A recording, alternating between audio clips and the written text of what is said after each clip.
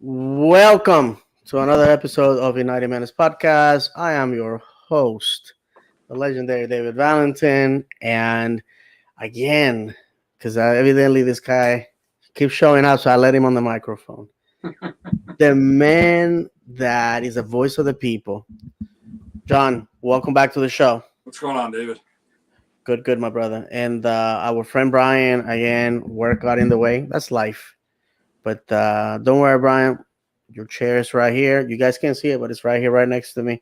So when things get better, um, he'll be back. So, how was the weekend, John? I mean, the reactions about going to the stadium, our second home game. I think that the day was fantastic. The fans were up for it. About 18,000 of them showed up. What was your experience? Yeah, I was hoping for 15 with all the events going on around the stadium, downtown, and everything. The Monster Jam, the country music concert, and Oh then yeah. the performances at the Dr. Phillips Center for Performing Arts. With all that going on, I was very pleased with 18,000. Um, Crowd was into it. It was. I was very happy with it. Team could have performed better. You could tell they were kind of just trying to sit and hope for the draw and move on to tomorrow. But there's some things that happened during the game that we'll touch on as we go on. How was your evening at the game? No, it was good. I went to this one by myself. Saw a lot of people. A lot of people that follow me on social media said hello. So thank you again for not only supporting this project, but they're always having kind words towards me. That means a lot. It was a beautiful night. When I saw the lineup, I was concerned because it looked like we were playing not to lose. And I understand that CONCACAF Champions is a big deal. I know that the club as an institution wants to put a lot of eggs in that basket, but quite honestly, in my opinion, obviously we're gonna discuss this later on. We're playing against the best team in North America right now in altitude, in cooler temperatures, and against one of the most hostile fan bases out there. I mean, it's what's going to happen tomorrow night at 10 p.m. Orlando time. It's going to be a war. I said that when our friends of OC Fan TV lent me their microphones. I said it's going to be a war. I think they say pressure makes diamonds, John. So obviously that's what's gonna happen. There's a saying that uh, swords that are not tested in battle are just giant letter openers. So Mm-hmm. we're gonna have to see. So let's go ahead go with some simple things here. Get the FCC game out of the way. For some cool things that happen. First, Mauricio Pereira, our captain, reaches 100th appearances. I have a picture, if I may share that with you guys. Let me go get it. There it is. And Mauricio reaches this milestone in great company. There's a selected group of people that have reached this milestone. That Orlando City fans know their names. I don't want to mention every single one of them because I don't want to leave anybody out. But these are warriors. These are guys that do their thing day in day out. And Mauricio finally reaches this great milestone. John, what you have to say about it? Yeah, good for him. He's was here basically from the start of this rebuild that started in 2020. Surprised me the first couple of years when he first signed on with us. I was not expecting much. Not a very big guy at all, and he holds his own against on his passing. You can't really. I mean, if there's four people better than him in the MLS with the pass, I would be greatly shocked. you can't deny that his through balls to break the lines are second to none. His shot could be better, but he can't have everything. Absolutely. Yeah, he's been a very good player for us. Time flies. The guys that are getting to their 100th already, I can't believe it. No, no, for sure. And also, I would like to tell the fans there's other players that have surpassed this number, like Luke Bowden, Kevin Molino, Rob Valentino, the legendary always Miguel Gallardo. But unfortunately, these players either did most of their time in USL or in USL, so they are not counted.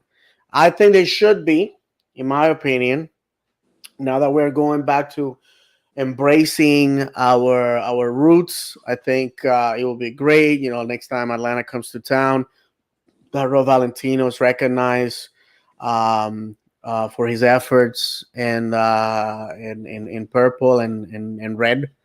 So I think that when to me it's important, John, to have this type of celebrations because it creates history, it creates memories. Our friends at Mainland posted that today was the anniversary of that legendary moment when we came back from 2-0 result to a 2-2 in our home opener in the Citrus Bowl last year that we played there in 2016 when Adrian Venter, the uh, the man, the living legend, like I say all the time, just earned a spot in the hearts of the fans all the way from Switzerland. Adrian, just so for those that don't know, Adrian has retired from the game. I believe this is his second year away from the game. After he left Orlando, he had a devastating knee injury, came back from that. And I don't know what Adrian is doing. I asked the question to the guys online. I wonder if he knows how much he means to the fans. And I know that you could argue, oh well, he was just a good player at that particular bad era or whatever. I think that how I like to remember Adrian Winter is as a player that gave everything he had for the fans, and that to me that's enough. Definitely, yeah. I mean, like you were saying, I mean, we hit on it for a little bit, quite some time last week about the history, and how important it is of the club going back to our USL days.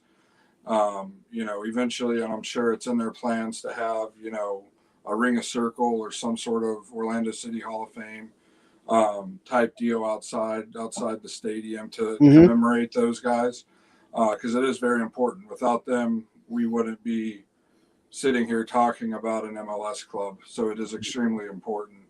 No, Yeah, absolutely. Adrian Winter. I mean, the dude was a workhorse in that No, game. for I sure, for remember sure. fondly. I started to leave. One of the few games I ever left. I started to leave early, and then I'm down, starting to walk out. Haven't left the gate yet, and I hear the crowd go crazy. So I go running back in, see the second goal, and lose my voice celebrating, and brings back good memories No, for me. absolutely, and I'm embarrassed to say that I repeat the story every single time.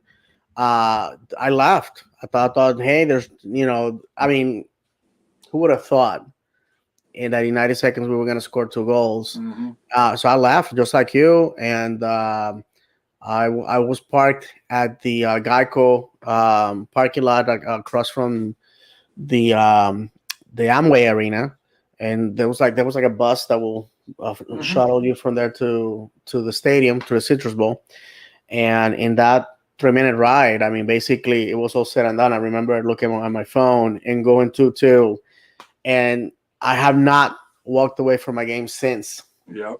As a matter of fact, I was laughing this past weekend when people were walking away on the 80th minute. It's like the game's just started. You know Yeah. what I mean? Anything can happen. It's football, my friends. Let's go ahead and look at some comments here. Daniel Phillips, evening fellas. Thank you, sir. Thank you for watching us live. I 95% of the people that watch the show, they do it in the recorded version. For those brave souls at 9 o'clock at night on a Monday, uh, For the 7 people that are watching us live, thank you very much for that. We have Jim D, 2 matches, 1 shot on frame PK, and 1 off corner kick. Something is not right. Obviously, we're going to be talking about all these things tonight. And last but not least, Mark Rodriguez. Greetings, gentlemen. Thank you, Mark. Thank you for being with us. I know the choices are many, so I appreciate the fact that you're choosing to be with us. All right, so let's. I gotta be honest with you guys. There's not much to say about 0-0 result that you guys don't know. We're just gonna skim through this because the meat and potatoes, obviously, it's gonna be CCL and our first away game at DC United. If you noticed, last week we wanted to start the conversation about CCL because we understand that not everybody's gonna get to watch this episode before the game takes place tomorrow. So we wanted to touch a lot there, but things have happened because, well, CONCACAF. So I know, my friend. So let's go directly into the moment of the game. The moment of the game, and to me, this is the defining moment where, in my opinion, FC Cincinnati could have won this game. So let's go ahead and take a quick look.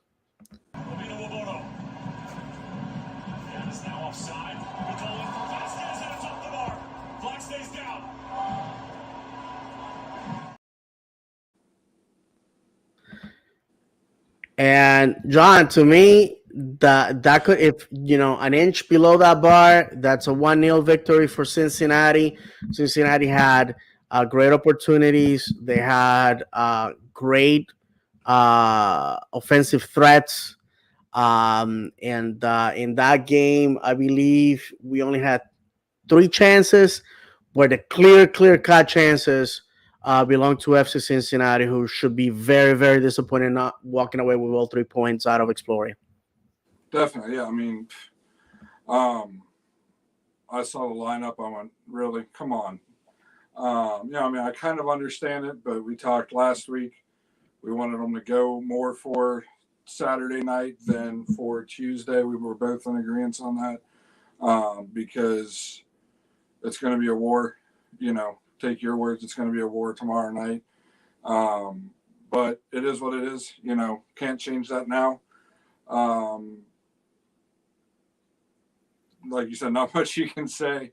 I actually liked when they switched from the 3-4-3 when they brought all the subs on and played more of a 4-4-2.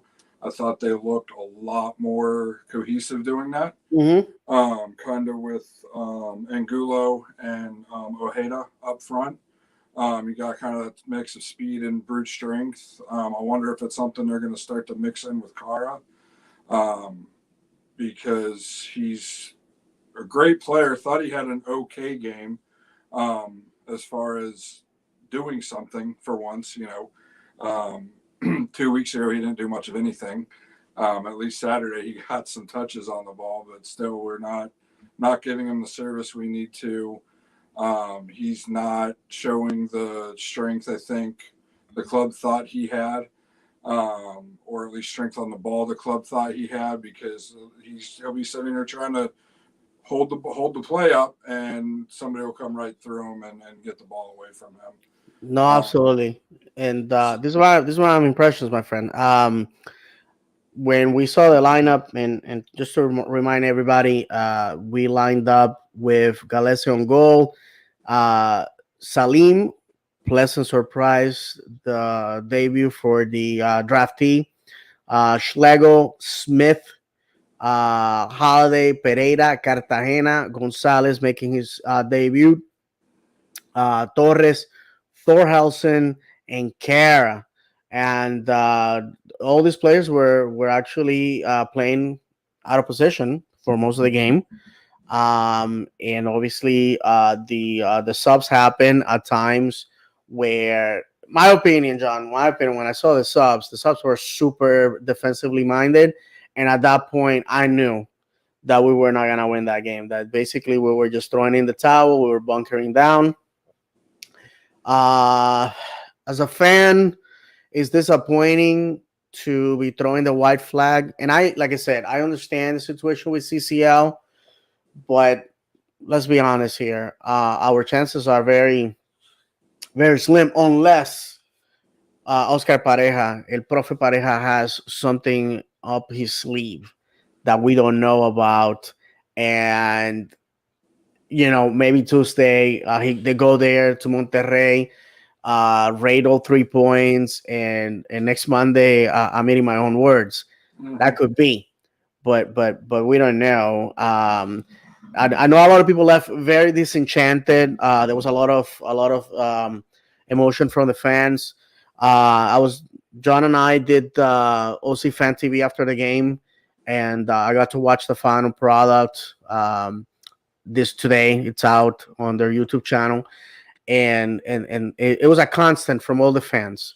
And a lot of people think that OC Fan TV is just a bunch of drunk people screaming things, and it's none of those things.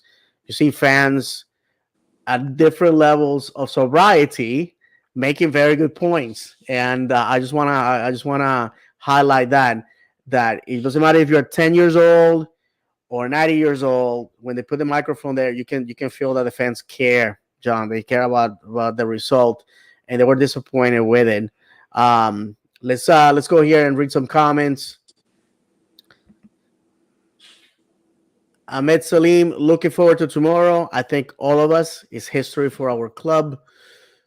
We have a lot of matches coming up in a short time. What are your thoughts? Well, it's we gotta win them. We gotta win them. You have to win the games that are in front of you for sure. Definitely, we need to defeat DC United on Saturday. We're gonna talk about that. From a marketing standpoint, this is from Jim D. The first two matches are proving the haters right. Soccer is boring. OC needs fans. This is not going to do it. And I'm 100% with you, Jim. I think Orlando City has lost a lot of opportunities to blow up. In fact, John, I don't know if you knew, there's a trend with WWE wrestlers going to the games, because I was told I haven't been on top of wrestling in a good 20 years. I mean, I was a fan back in the Attitude Era, Stone Cold and uh, what's his name, The Rock and all that. But since I lost track, my kids really never got into it. And so I heard that there's like a developing academy for WWE here in Orlando, and so a lot of the wrestlers have become Orlando City fans. And there was a wrestler who happens to be from Scotland. She posted a picture of herself with the jersey at the stadium, and that thing got. Last time I checked, it had like 200 RTs on Twitter. When was the last time an Orlando City post did that well? So that's what I'm saying. I mean, there was a rapper in the house, and there was, as a club, I think that, like the core fans that were there, the 18,000 that were there last night, those are your ride or die. Those are those are the fans that are always gonna be there. But like Jim said, how do we sell excitement when the local team has failed to put the ball on frame? I mean, what do you say to that? Yeah, I mean, goals sell the tickets. You don't see center backs winning the Ballon d'Or. You see strikers, forwards, attacking midfielders. The guys that get paid the big bucks to put the ball in the back of the net. We just got to do better. Like you said, hopefully Poppy has something up his sleeve. He's kind of been, rope-a-doping them a little bit, if you will, to take a boxing term. Mm-hmm. And then they're going to come all out tomorrow. I thought they were doing the same thing last year with the U.S. Open Cup, the way they were playing all these games, very defensive, very, 0-0, 1-1 draws at the end of the game, forcing it into extra time, then eventually PKs. And I'm like, hey, they're going to come out in this final. They're going to come out late in the regular season and, really put it to these teams. And it never happened. If they come out and lay a dud tomorrow, lay it out on Saturday. You know, I'm not saying fire the guy yet, but his seat's got to be getting pretty warm with all the talent. You know, we keep hearing talent. We brought in all this offensive talent, but we have 2 shots on goal, and one of those is a penalty kick. You got to do better, plain and simple. And fans aren't going to start coming until there's some offense, you know, some resemblance of an offense to come and see, because that's the exciting part of soccer is the goals. No. And one thing that we have to be honest with ourselves is the Orlando City fan base was born on high scoring football with Adrian Heath. And you know, you can say whatever you want. I hear a lot of criticism from fans in the MLS era that always say, "Oh well, Adrian was just an MLS. I'm sorry, a USL coach." We went and got James O'Connor, who was truly just as USL coach, and we did horrible under him. We never managed to win 2 games in a row. We went on long losing streaks, and he did what I thought it was impossible, was push me out of a stadium before the game was over. Yeah, his last game in Orlando, I just couldn't take it. I just couldn't take our club being pummeled, and I'm embarrassed to say that. You know, I should have just stood there and take it like everybody else. I was just so hurt because in my opinion, you know, I still have a lot of high esteem for Adrian. That he was fired justifiably or not, I mean, it's a huge debate. But we scored a ton of goals, but the club was not built properly. We didn't have the money to have a proper 11 that will go win games. And we also conceded a ton of goals. Just like we went buck wild with a team 7-0, the following week we'll receive 5 goals and score none. And then we'll have players collecting yellow cards like you know, there were slices of you know, cheese. And you know, it was frustrating. It was frustrating. I mean, his results in Minnesota have not been that great. But the truth is, if I can be honest with myself and with you guys, because, you know, in other places, I couldn't say these things because, you know, my phone will be ringing. Hey, you know, club doesn't like that. But here, we answer to no one. So I'm just going to say it. The fact is that, we need to start scoring goals. People love scoring goals. People love the excitement of scoring goals. Just like John said, the Ballon d'Ors don't go to goalkeepers. They, you know, I mean, Pedro Alese can have some incredible saves and all that, but at the end of the day, what sells the tickets, what brings the boys to the yard is goals. Goals. We have to score them because our foe this Tuesday night likes to score lots of them, John. Yep. So actually, before you have the last word, I just want to give you guys the stats for this match. For Orlando City, 7 shots to 11 for Cincinnati. Shots on target, 1 for Orlando, 4 for Cincinnati. Possession, 44% for Orlando, 57% for Cincinnati. Let's see here. Chances created, 0. And Cincinnati, 3. Corners, 4 for Orlando, 1 for Cincinnati. 13 fouls for Orlando, 15 for Cincinnati. 3 offsides for Orlando, 2 for Cincinnati. 1 yellow card for each. So the fact of the matter is Orlando City had 1 shot on goal, 4 missed, 2 blocked for a total of 7. That's troublesome, my friends. That is troublesome. We only won 32% of the aerial duels. We only had a 38% dribble success through a very packed midfield, and we did 60% long balls, which you know, I'm gonna be honest with you, it's the most boring football you can watch. The so-called English long ball. Final words on this, John, because I mean, honestly, a point is a point. It's like kissing your cousin. Felt great, but you can't brag about it. So, what can we say? To be positive, Gaston Gonzalez looked good, looked very rusty, but looked good. He's going to be a fun player to watch. And then Salim was a brick wall back there. Got burnt early, very early in the first half. Yeah. But you know, as far as a debut as a center back, you can't ask for much better than what he did. And like I said, Gonzalez is going to be absolutely. For going a to be incredible. draftee straight out of college, I was really happy as a player that cost us $0 in great return. I can see a kid that is gonna be a warrior for years to come, and that's all we can ask for. To be honest with you, the draft has been very good to us.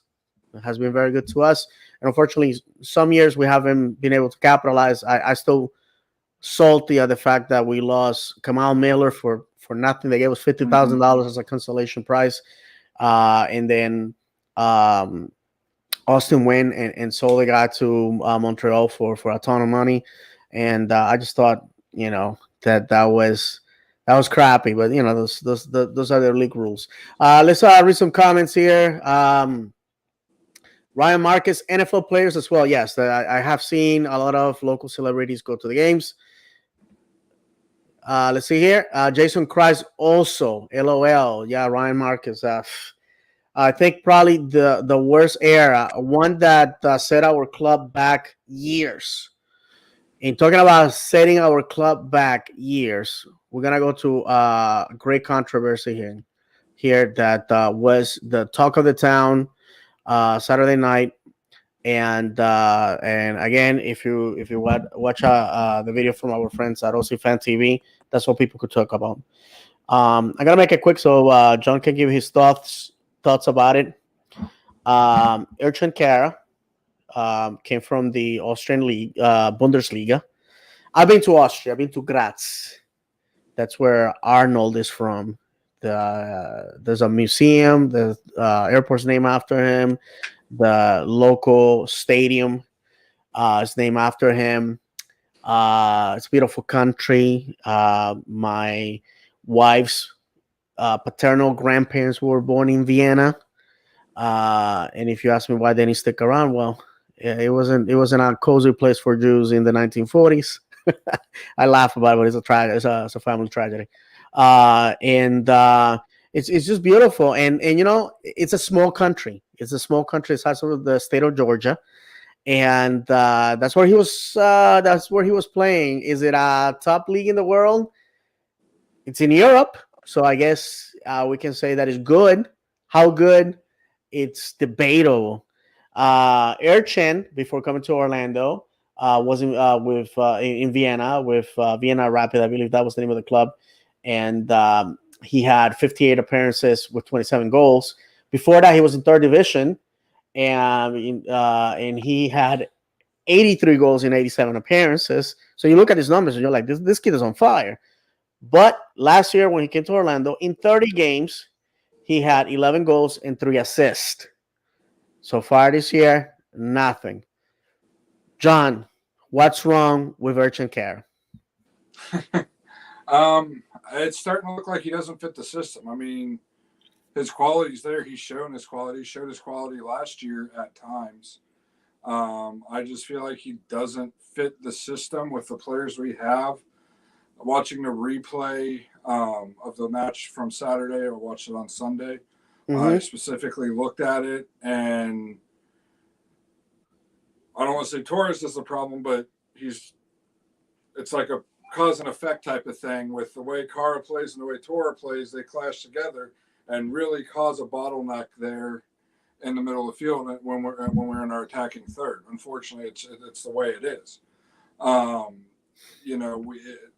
How you fix it, I'm not paid enough money to worry about how we fix it.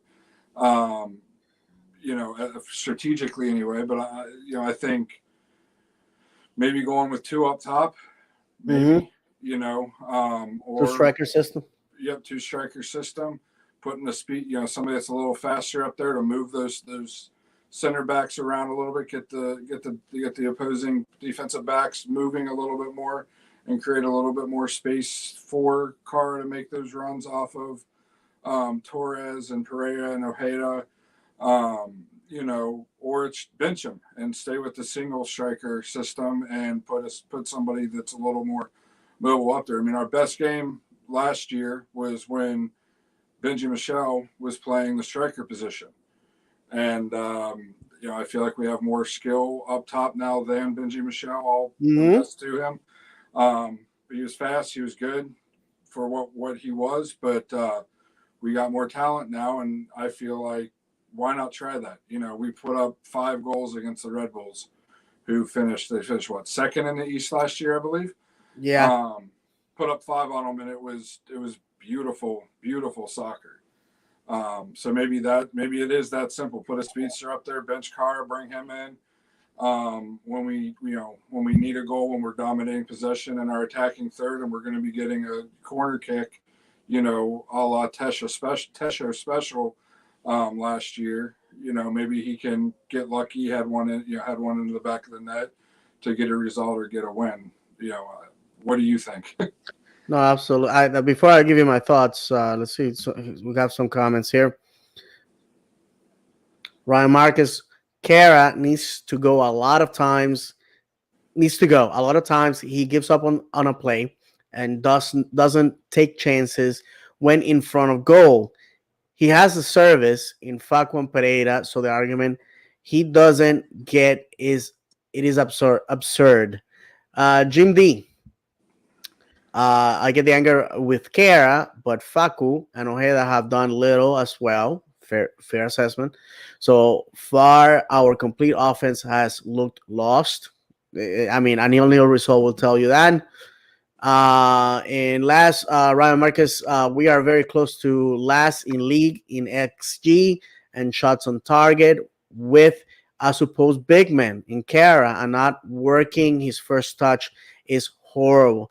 I gotta tell you one thing, guys. I follow 2 other teams aside from Orlando City, Stevenage in League Two in England, and Maccabi Haifa in the First Division of Israel. And I have said this 1,000 times. If you have followed me on social media, I always share posts about both teams. They're high scoring teams. Stevenage right now is going through a spell where the goals are not coming forth. And, we basically had promotion all but guaranteed. And now we have to fight for one of the automatic promotion spots. So in Maccabi Haifa, they just score goals. The last game they just which was this evening. There, Israel 7 hours ahead, so it was probably like early afternoon for us. Today was the Haifa Derby against Hapoel Haifa, and it was a complete beatdown. It was a complete beatdown. 10 years ago, Maccabi Haifa decided that they wanted to be a high-scoring team. They make the moves. It took them a decade, but they are going for their 3rd straight championship. They have made the European Champions League. They have gone further than any other Israeli team ever has. So, like John was saying, scoring goals, it's what people want. It's what is what makes the beautiful game. And people want to see goals, and I don't understand how winning 1-0 games is exciting. If I can be honest with you, I just don't see how that is hopeful, because if you score that, and before I give the microphone to John, if I can be honest with you, last year, if we scored that 1 goal before the 25th minute, I knew we were either going to lose the game or end up in a tie, because we cannot defend for dear life 45 plus minutes. We can't do that. It's not feasible. We're not playing against children. We're playing against talented individuals in the other club. We have to respect our rival. We can't, we have to be honest with ourselves. We can't pretend we're on Twitter in real life acting like trolls. I mean, it's ridiculous. So we're seeing how much Mark Wilf and Leonard and Ziggy have put into the club. Friends, I hate to say it, but then we will have to make changes. Is it Kara the player? Is it Kara versus the system? Or is it our managers philosophy system that creates this very conservative football that I don't think is going to be successful in Orlando in the long run. What do you think, John? Honestly, yeah. I mean, Poppy, all that he's done for the club is amazing, but it's just, his system isn't a very high scoring system.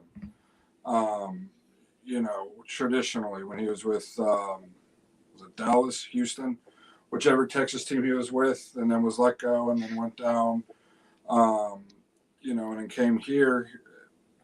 You know, U.S. national teams were calling for Berhalter's head mid World Cup qualifying because the team wasn't scoring goals because of the system. Berhalter's a little more outspoken than Poppy is about what the system is, but you look and it's a system. I think it was Daniel brought up a point about the services there. Honestly, if you're seeing service in the Cara in dangerous areas, I'm not. I've never seen it. I haven't seen it yet this year. For him to get it inside of 20 yards without a player on his back or moving towards the net, I haven't seen it once this year that I can recall. To defend Carr a little bit, it's not like he's getting the ball in dangerous areas and then moonrocking it into the up into the nosebleeds. He's just not getting the ball in dangerous positions. And part of that has to fall on the coach because it has to be the system. They didn't have service last year. Was told it was a lack of talent up top. We didn't have Gaston. We got the players. Yep, and now we got the players, and through 2 matches, there's still no service. So it has to be, a combination of the system, of the players that are out there. All of that comes into effect, and he's not a fit for the system. Is what I really feel like it is. Jim D says a target 9 is useless right now. We can string together 3 passes. How are we supposed to get it? How are we supposed to get it to a target 9? It makes no sense. Ryan Marcus. Strikers are assigned to score goals when in front of the net. If you really watch Kara, he never takes a chance. Angulo and Ojeda, that's a great point. Shoot more, and the wingers Kara and their wingers. Kara is a finisher in the striking position, and last, Kara had 6 to 13 accurate passes last game. Wow, I did not know that. So to finish this, because we don't want to single out a player, but I believe since it has been a point of contention among the fans, we have to bring it up. But I want Kara to succeed absolutely. I think he's a super nice guy, very respectful to the fans. Him and his wife, they have made this place home. They want to make it happen. I think if you look into Kara's eyes, he wants to be a success in Orlando. So we're just gonna send good vibes to him, and wish him the best. Moving on to what is happening tomorrow night in Monterrey, state of Nuevo León, 10 p.m. Orlando time, Eastern time. And right now, let me get to the screen because I got a new phone and the screen doesn't want to do what I want it to do. So the match is going to be at the Estadio Universitario, where Orlando City is going to be facing the Universidad Autónoma de Nuevo León Tigres. That's the official name of the club. I gotta tell you guys, I'm a guy that likes to find meaning and mysticism on things. First of all, a happy Purim to all the Jewish people. We're celebrating the holiday of Purim. It's the story found in the book of Esther. It's the one book in the Bible where God is not mentioned by name. It's the moment of God coming through at the 11th hour when everything seems to be lost. He comes through and saves his people.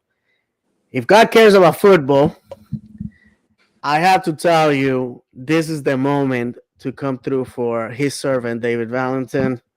I go to synagogue every Saturday, God. You know that. I'm good. and I all I'm asking for is a couple of goals in Monterrey tomorrow night. So that I'm a believer that during the holidays there's miracles to be made, and this is one of them.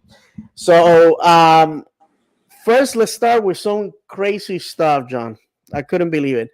Um, I was gonna play the videos in Spanish, just to give you the gist of it. There's a let me actually let's get there. Let me share the screen with you guys. There we go. So this reporter Jair Ramos has this video, says in Spanish, incredible but true. All Orlando City I should say, sorry, Orlando City, the club Orlando City, they forgot the uniforms to play tomorrow versus Tigres. And what he goes on to explain in Spanish is that the team flew from Orlando to Monterrey, landed, and I'm gonna make air quotes, accidentally. The ramp agents did not offload the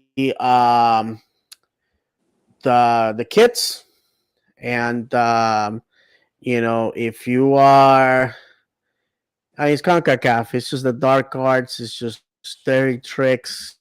El juego sucio, as they call it in Spanish. Los trucos sucios, dirty tricks. So this is just to mess with them mentally, obviously. One of the questions that our friend Dan from the English Lion, who asked in our behalf, was if the players were ready for this type of aggressive environment.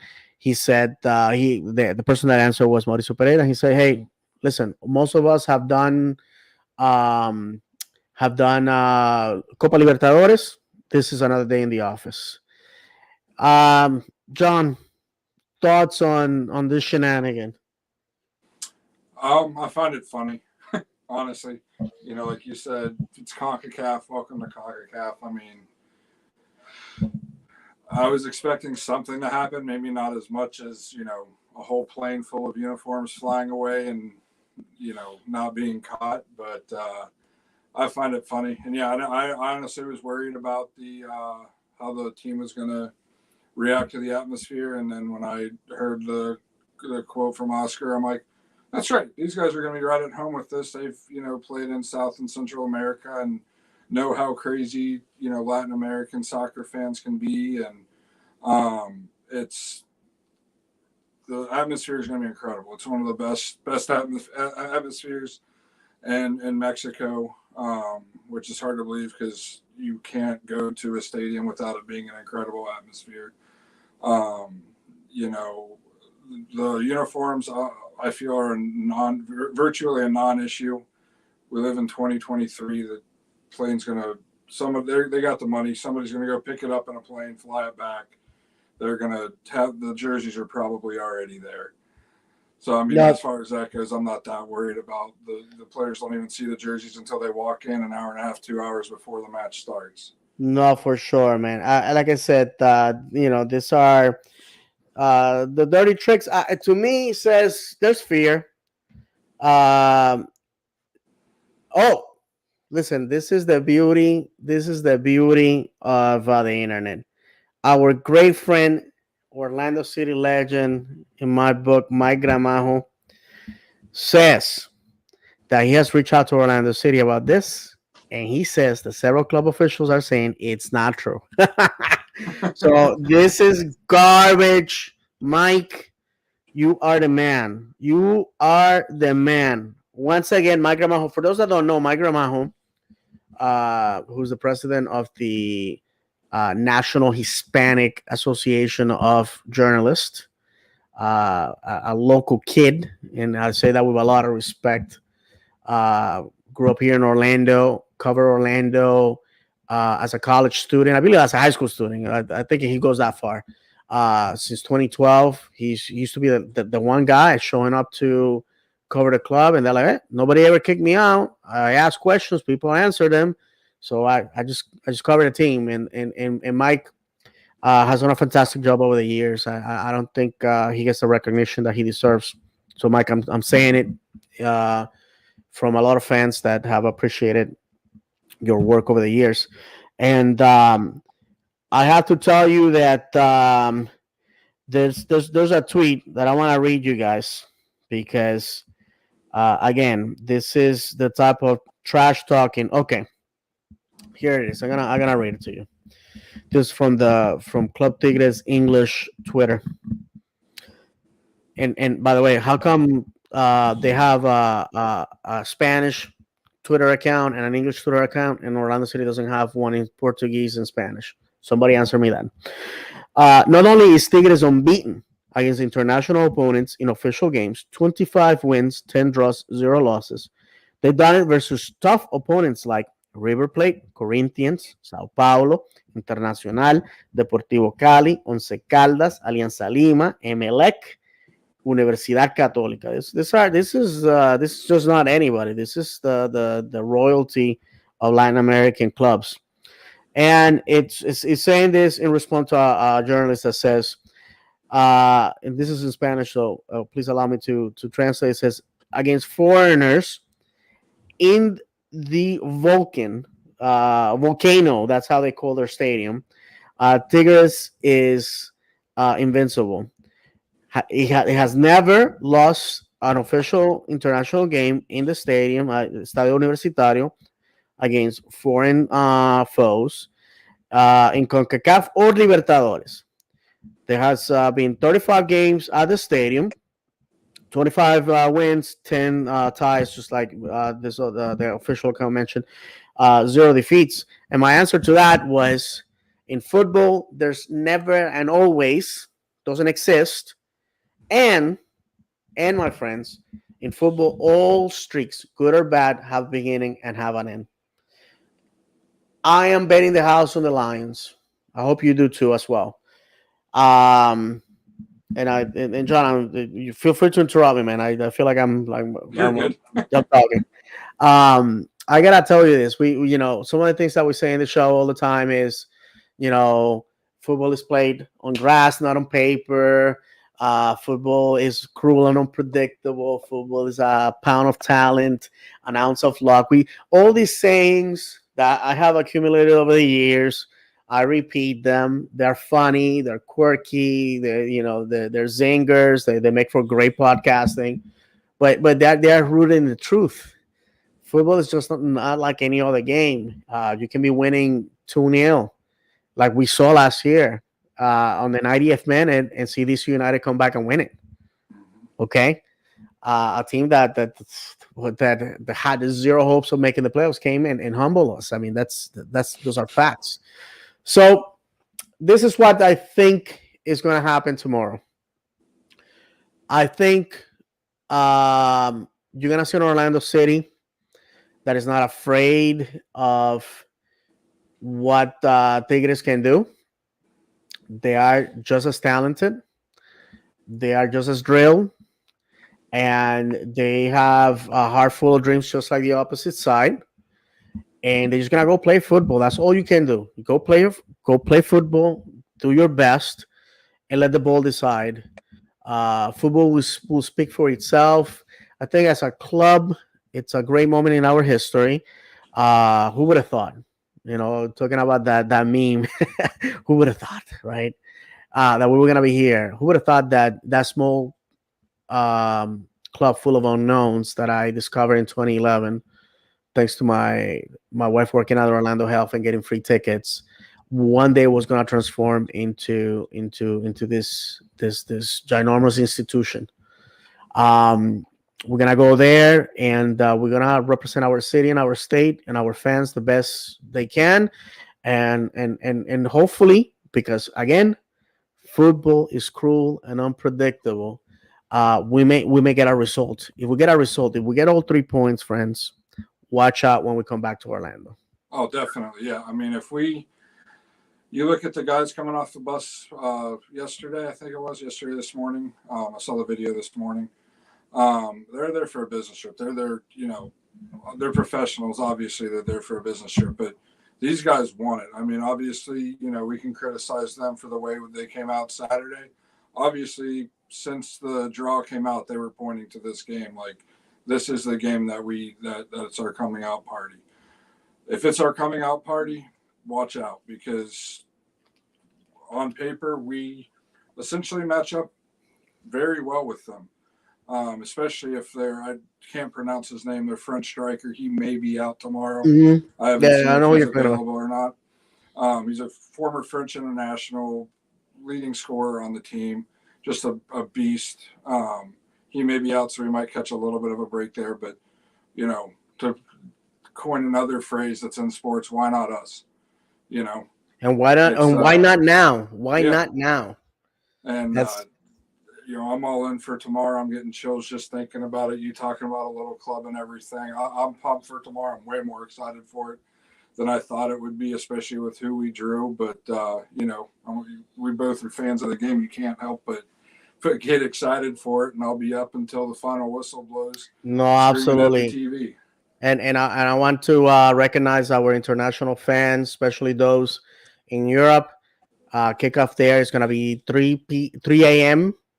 And a lot of the coffee mug warriors, like I call them, are going to be up for that. I think I wish the club did something to recognize these guys that day in, day out, stay till the wee hours of the night to watch the Lions. Also, all the fans that showed up Sunday to bid farewell to our club.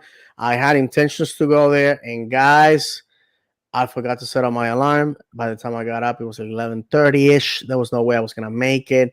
But for the small group that showed up, you have my admiration and my respect. And to the fans that have traveled to Mexico, I know you're gonna be a very small minority, and just you have my, like I said, my respect and admiration. I wish I could be there.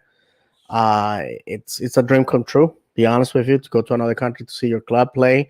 I think it's something great, and to finish this, I have to remind everybody that nobody sees us winning this one, and both sides of the border. Nobody sees us winning this one, just like they did not see us win the Open Cup last year, and again, football has to be played on grass. It's 90 minutes.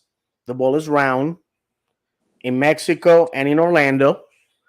So we just gotta let the football speak for itself.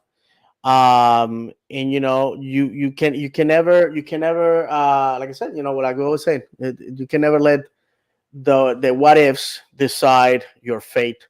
So we wish our boys all the best. Definitely gonna be watching, and after we're done there, we're gonna be coming back to the States. We're gonna be having our first away game, and that's gonna be against DC United. Let me go ahead and read these comments real quick. Jim D, some scumbag baggage handler got paid $5 to send our kids back to Texas. Well, now we know it's not true, but yeah, it could have been. I mean, I wouldn't. I think more than $5, but who would have thought? I mean, Salim, the fact that they will even attempt to do that or lie about it shows that they are worried. Thank you, my friend. And I already said it. One of the things that I saw on the press, in the Mexican press, was when Orlando showed up, the headline was Orlando City sneaks in through the airport. Like they were making it look like, they were like trying to avoid the press and trying to hide, like they're scared. We're definitely not. I can assure you of that. Or at least trying to get into our heads, which they're trying. But you know what? You can't put a team that has been down and then up and then down again and then up, that no one outside of this region believes in. And we're a corner animal. We're gonna show our stripes tomorrow. There is the first time for everything. Absolutely. That's in response to what I was just saying about Estadio Universitario. Tyler Klink, Go City. Absolutely, my friend. Every day and twice on Sunday. Jim D, my worst fear is having to win this thing on aggregate. How are we going to score? Absolutely. And you know, and to finish this on Jim's thoughts there, we got to score. We got to score. We can't go pull up a happy special in Monterrey. It's just not going to happen. Not going to happen. So this will be a great moment for us to start scoring goals. John, final thoughts on CCL before we move on to DC United. Just go there, win, score a couple goals, come home with 1 or 3 points, and leave it all to next week's. And then, you know, if we score 2 goals up there, which is a big if, makes next Wednesday a lot easier on us. No, absolutely. With it being the aggregate. So I like our chances. Second leg, just to remind everybody, it's going to be March 15th at Exploria Wednesday. I hope I can make it. I actually have not purchased a ticket because I don't know if I'm going to be in town for it. It looks like I may.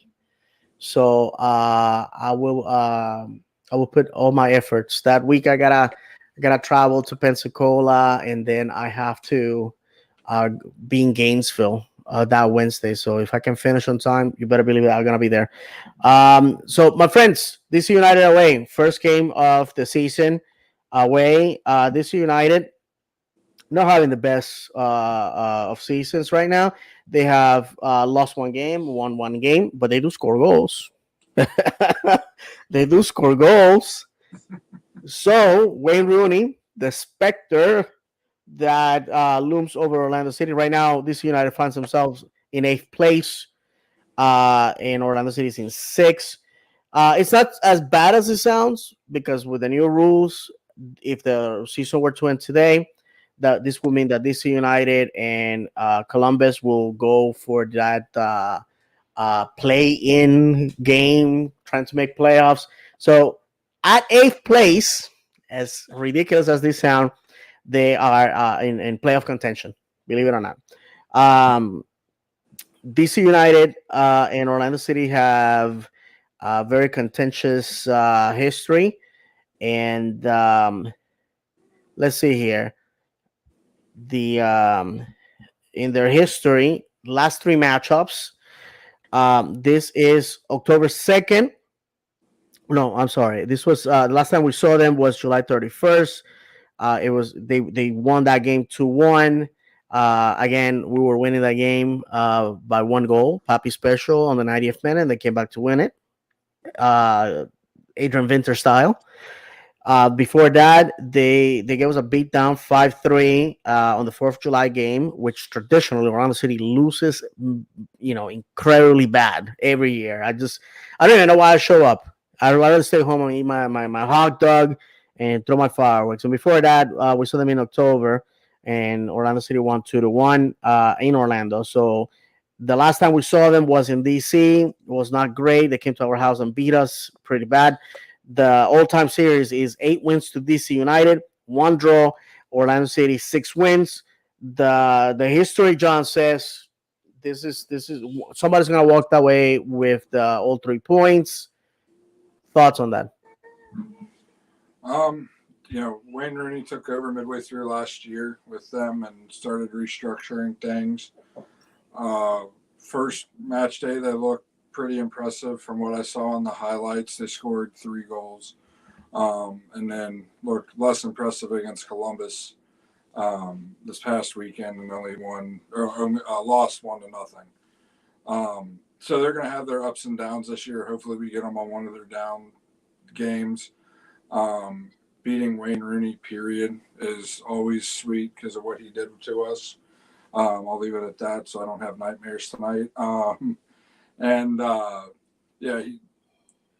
We should be able to pull away with a win, even with a, B minus lineup, something like what we came out with Saturday night. Mm-hmm. We should be able to get a win because these guys are going to finish bottom third of the table at best, if they're not, close to that last place spot. If we don't win there, like I said earlier in the show, if we lay a dud tomorrow, lay a dud on Saturday, there's got to be a shakeup coming soon if things continue that way, because there's no No, resolution to absolutely. anything. And I want to remind the fans that after we come back from DC, that will be Saturday the 11th. The 15th will be at home against Tigres. And then Saturday will be against Charlotte, 7:30. This, friends, is, Charlotte's not having the best of seasons right now. As a matter of fact, they haven't won a game, or they haven't collected any points as of yet. They find themselves 14th, having a really really bad season. I will hate for us to through this stretch of 4 games that we have to play in such a compact schedule, just walk away empty-handed. It will do something bad for the psyche, for the belief, for the fan base. Um, I think, if I can be honest with everybody, we have the money, we have the talent, we have the management, everything around the club, on and off the pitch, is gelling very well. I'm very happy, very excited about that. Um, but we gotta win games, friends. We gotta win games, and I think with our setup for playoffs this year, um, Oscar Pareja has to get results somehow, and we have to start scoring goals. We could spend an hour talking about what we need to do, um, but the fact of the matter is that we just need these 11 men that are going to be stepping on the pitch to believe that they can do it. And in the league, they have two very good teams to test themselves against as we are trying to figure things out. And in Tigres, we have a huge test. We have a huge test that I hope that we can get something out of it. So with that said, let's go over some comments here as we are rounding up the hour. Um, Ryan Marcus, frauds, LOL. Always some wild stuff in CCL. Of course, this is why we like it. Their big Frenchman is out, I think.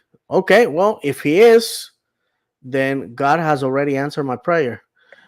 We need one of those sweet Charlotte back passes. Oh, Jim, you bringing that up? I watched the highlights. Wow, wow, wow. That was a whopper. I hate when my team gives away games like that. But wow, if you're a Charlotte fan and you were away, imagine that you pay your plane ticket, your hotel, your rental, to go to Austin is a great city, by the way, to visit, and you go there expecting your team to put out that performance, and they do that. Oof, what can I say? You know what I'm talking about, John? Oh, That play. definitely. I mean, you very rarely see gifts given away like that once a season, and then we saw it. Charlotte did it, and Austin did it, both against St. Louis. So I mean, I've never seen anything like that, especially twice in a row. I mean, you might see it in high school, but not a professional league. Mm-hmm. No, for sure, man, for sure. So, all right, my friends. So that's the schedule. Tuesday in Monterrey, Saturday at DC, our nation's capital, Wednesday back home, and Saturday at home. That's again, it's the type of schedule that success brings. And you want it to be champions. This is what it takes to be a champion. This is what it takes to be a champion. I had a conversation with my wife today where I was telling her, I said, I on social media I keep seeing this post of women saying they want to marry men making 500,000 a month, $1 million a month, and I'm like, I don't understand. I don't think they understand that a man that makes that type of money, it's never gonna be home. It's gonna be working. I mean, money just doesn't fall from trees. So that you wanted a winning team. Winning teams are gonna be busy. Um, Final thought on this. I think MLS needs to do something about the roster. 32 players, 33 players. I think it's too small for CCL, regular season, Leagues Cup, Open Cup, playoffs. Um, we're gonna be basically, we're looking at right now 10 and a half, almost 11 months of football. It's a lot of wear and tear. In my opinion, where is the Players Association and all this? Who knows? I just think it's too much football for that small of a squad. Especially when we go to these tournaments against Mexican teams that don't have the same restrictions as we have. It's like like the I believe that whole analogy of the one-legged man in a butt kicking contest. It's not gonna work. All right, well, so we have reached the end of the show. I appreciate to the 10 people that were with us today for most of the show. Appreciate it. Want to remind everybody, just like the ticket under in the lower part of the screen says, we are at in 90 minutes _ pod, YouTube, Instagram, Twitter, and TikTok. So you can go there, interact with us, see our cool stuff. All three of us try to post stuff during the games for you guys to enjoy. And again, give thanks to our friends at OC Fan TV that allowed John and myself to promo our show on their space. Please go check them out. Northeast corner of the stadium. That's basically central. The road that's on the north side of the stadium. Across the street, you can't miss them. They got the big lights there, and our friend Zach is holding the mic, and Dave is holding the camera. Go check it. Go give them a piece of your mind about the game. I think what they're doing is they're creating another piece of folklore of tradition in our club, and I think it's something that it's becoming my favorite thing to do after games. With that said, John, final words for our friends.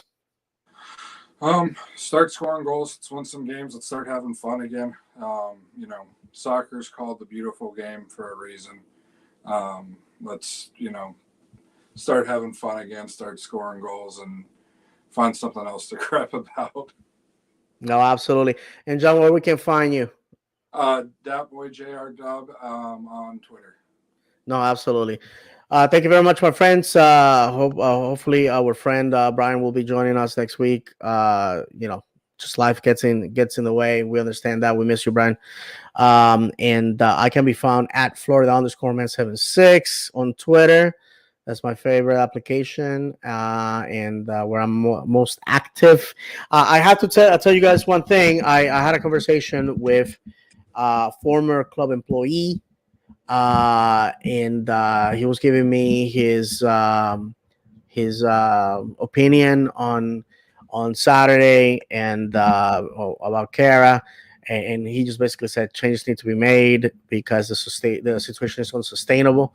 So we'll leave it at that. Hopefully, Kara can have a miracle in Monterrey on the skirts of the mountain. Miracles do happen, I hear, and I don't know. Maybe we need to grab him and place them in the curative waters of Lake Minnetonka, and perhaps that will cure him. Perhaps we have to take him, I don't know, do a mikvah in the Jordan River. I don't know, something. We have to do something with the man. Wait, he needs to find his scoring boots. And I'll shut up so John can go back to his life.